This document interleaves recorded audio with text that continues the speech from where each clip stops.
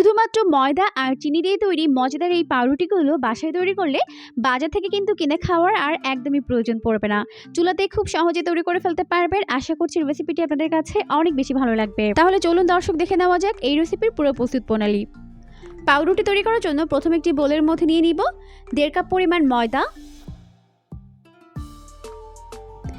1.5 table চামচ পরিমাণ দিয়ে দিচ্ছি সয়াবিন তেল, আর 1/4 টিস্পুন পরিমাণ দিয়ে দিচ্ছি লবণ। এখন দিয়ে দিচ্ছি 2 টেবিল চামচ পরিমাণ চিনি দিয়ে প্রথমে সবকিছুকে ভালো করে মিশিয়ে নিতে হবে। তো ময়দার সঙ্গে সবকিছুকে ভালো করে মিশিয়ে নেওয়ার পর এখন এর মধ্যে অ্যাড করে দিলাম 1 টেবিল চামচ পরিমাণ ইস্ট, আর এটা হচ্ছে ইনস্ট্যান্ট অ্যাক্টিভ ড্রাই ইস্ট। এটা অলরেডি অ্যাক্টিভ ইস্ট, তাই এটাকে অ্যাক্টিভ করার কোনো প্রয়োজন নেই। এরপর ইস্টটিকেও ভালো করে ময়দার সঙ্গে মিশিয়ে নিলাম। মিশিয়ে নেওয়ার পর এখন এর মধ্যে অল্প অল্প করে কুসুম গরম পানি দিয়ে এটাকে মেখে নিতে হবে। পানি এমন গরম হবে যাতে করে আঙুল চোবালে আঙুলটা সহ্য করতে পারে, খুব বেশি গরম না আবার ঠান্ডাও হবে না। আর চেষ্টা করবেন পানি একবারে না দিয়ে এভাবে অল্প অল্প করে দিয়ে মিশিয়ে নিতে, এতে করে ডোটি একদম পারফেক্ট হবে। তো এভাবে অল্প অল্প করে পানি দিয়ে মেখে এরকম একটি সফট ডো তৈরি করে নিচ্ছে। এই ডোটিকে অবশ্যই সফট করে মাখতে হবে, তাহলে কিন্তু পাউরুটিগুলো অনেক বেশি সফট আর তুলতুলে নরম হবে। তো এই পর্যায়ে কিন্তু হাতের সঙ্গে আঠালোভাবে লেগে যাচ্ছে, তো আমি এখানে 1 চামচ পরিমাণ সয়াবিন তেল দিয়ে আবারও এটাকে ভালো করে মেখে নিয়েছে। এতে করে কিন্তু এখন আর হাতের সঙ্গে লেগে যাচ্ছে না, দেখতেই পাচ্ছেন। এরপর আমি এই ডোটিকে এইভাবে গোলাকার একটা শেপ দিয়ে নিচ্ছি। উপরে একটু সয়াবিন তেল লাগিয়ে এখন আমি এটাকে ঢেকে রেখে দিব প্রায় 30 মিনিটের জন্য। আর এই 30 মিনিটের মধ্যে ডোটি ভালোভাবে সেট হয়ে যাবে। তো এখন ফিরে এলাম 30 মিনিট পর, আর দেখতেই পাচ্ছেন ডোটি খুব ভালোভাবে ফুলে গেছে। এখন এর ভেতরে থাকা বাতাসটিকে বের করে দিচ্ছে। এরপর এটাকে আবারও ভালো করে মেখে নিচ্ছে। মেখে নেওয়ার পর এখন আমি এটাকে বেলে নিব। তো এই জন্য এটাকে আমি 3টি ভাগে ভাগ করে নিয়েছি। এরপর প্রথমে একটি ডো দিয়ে নিলাম। এখন অল্প একটু ময়দা ছড়িয়ে এটাকে এরকম লম্বালম্বি করে বেলে নিব।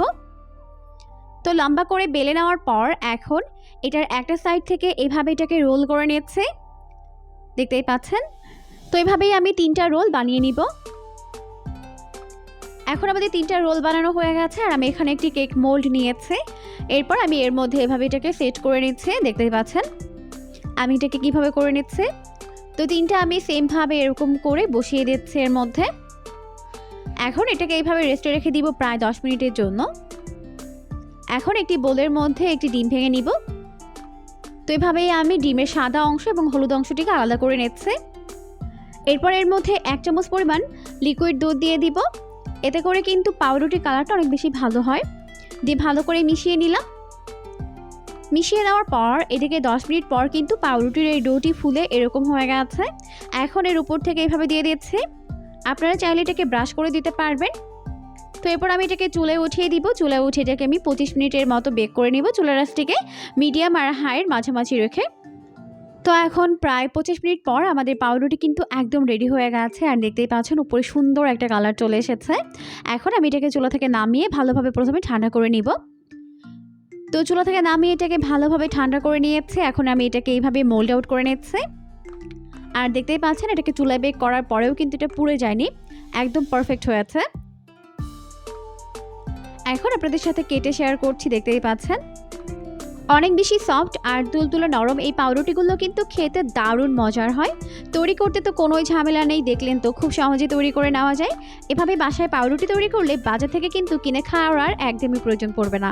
পরবর্তী ভিডিও দেখার আমন্ত্রণ জানিয়ে আজকের মতো বিদায় নিচ্ছি। সবাই অনেক বেশি ভালো থাকবেন। আল্লাহ হাফিজ।